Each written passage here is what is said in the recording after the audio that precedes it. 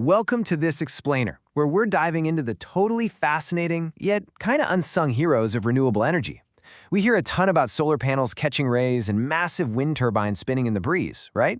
But honestly, capturing that raw energy, that's the easy part. Today, we're focusing on the highly complex electrical systems that step in as the ultimate translators for our power grid.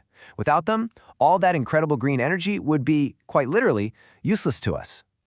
Here is our roadmap for today. We'll start with the grid's language barrier, then we'll get into translating solar power, followed by taming unpredictable wind energy, and we'll wrap up with protecting the broader grid. Let's jump right in. Section 1. The grid's language barrier.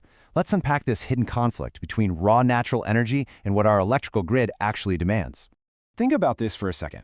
If a solar panel is just sitting up there, generating electricity from the sun, why can't you just grab the power cord from your TV and plug it straight in? It's a great question. We know these panels generate power via the photovoltaic effect, but getting that energy to actually run your appliances or feed into the broader grid is a massive electrical engineering challenge. Well, here is the root of that problem. Solar panels output direct current, or DC electricity, but our homes and the entire power grid, for that matter, speak a completely different language, alternating current, or AC. So you've got this massive language barrier. The power literally has to be translated before the grid can even touch it. Moving on to Section 2, translating solar power. How do we actually take this raw, basically unusable DC power and flip it into the AC language the grid is looking for? Enter the solar inverter. This is our ultimate translator. But it doesn't just blindly swap DC for AC. It actually has to perform this incredibly complex, high-speed dance to synchronize its output frequency and its electrical phase with the exact rhythm of the grid. If it doesn't match perfectly, the whole thing simply won't work. Now, when we're setting these systems up, scale is everything. We can go with string inverters, which hook up a whole series or string of solar panels into one central hub. Or we can use microinverters. These are much more localized, actually doing the conversion right there at each individual panel. So why would you choose one over the other? Well, microinverters are an absolute game changer when your roof panels are facing all different directions or if they get shaded by a passing cloud. Since every panel is operating totally independently, one shaded panel isn't going to drag down the performance of your entire setup. And this perfectly highlights one of the most brilliant functions of a modern inverter, maximum power point tracking, or MPPT. You know, sunlight and panel temperatures are constantly fluctuating all day long. MPPT is this dynamic algorithm that continuously tracks those changing conditions. It's constantly tweaking the electrical load, squeezing out the absolute maximum amount of power possible from those panels at any given millisecond. But hey, the sun always goes down, right? Because battery storage is becoming super popular right alongside solar, we need a system that's even smarter. That's where hybrid inverters step in. Think of them as the ultimate traffic cops. They manage this really complex three-way flow of electricity, pulling energy from the panels, charging and discharging the batteries, and talking seamlessly with the grid.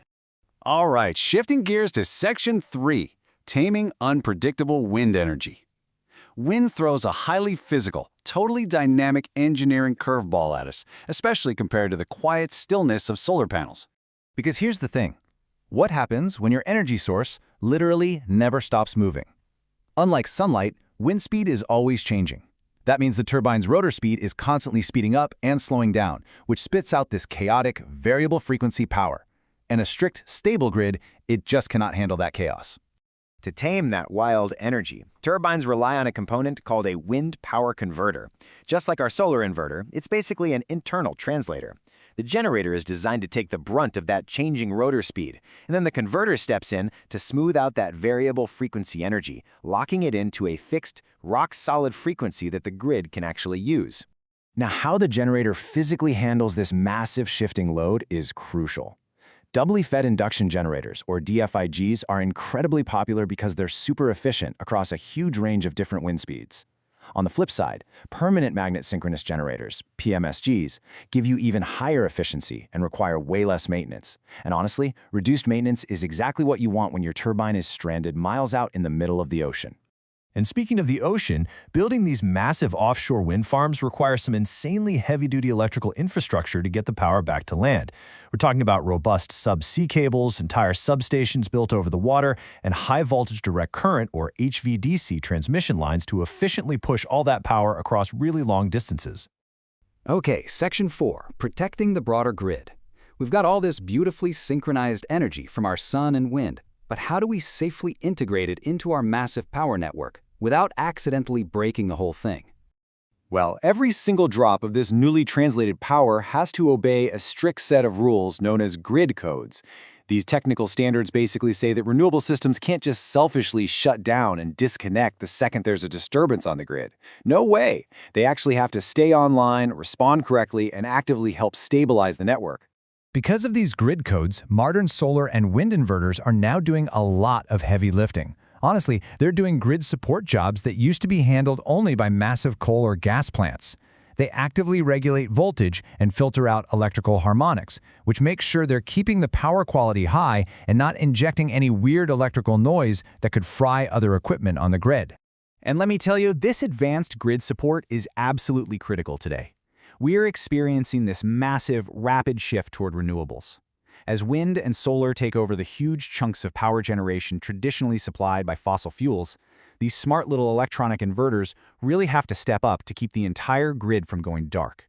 So, when you mix power electronics, control systems, and grid integration, you end up with one of the most explosive, rapidly expanding fields in all of electrical engineering. The worldwide push for renewable energy has created an absolutely massive demand for skilled engineers who actually know how to design these intricate, life-saving systems. Looking to the future, the broader grid itself is already evolving, shifting towards smart grids and real-time demand response systems. And it leaves us with this incredible, provocative question to chew on. As our infrastructure adapts and this technology gets smaller and smarter, how will the world change when almost every single home becomes a complex, self-contained power plant of its own? Thank you so much for joining me for this explainer, and I hope it sheds some light on the hidden machinery actually powering our green future.